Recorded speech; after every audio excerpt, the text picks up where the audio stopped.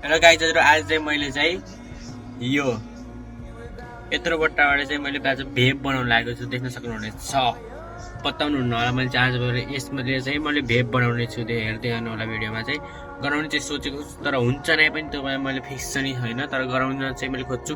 यो चाहिँ अन्तिम समय हेर्नु होला यो भिडियो चाहिँ। खासमा चाहिँ मैले चाहिँ यसमा चाहिँ पहिला सुरु यहाँ तल चाहिँ दुईवटा पाल पर्ने हुनेछ, दुईवटा। अहिलेको त्यो चाहिँ फुटेर दुलो पार्दाखेरि चाहिँ फुटेर मैले चाहिँ अब यसमा दुलो पारिसकेको छु। त्यस्तो एउटा चाहिँ यस्तो तार ल्याउनु होला। यो चाहिँ के को भन्दा यो चाहिँ उसको के अरे भाँडामा चाहिँ जाली हुन्छ नि त्यो होला।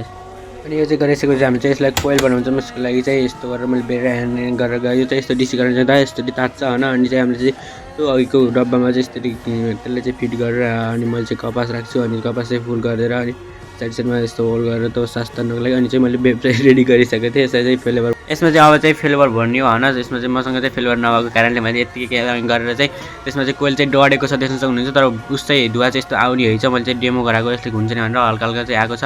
मैले चाहिँ बनाउन सक्छु। अर्को दिन भन्नुहुन्छ भने चाहिँ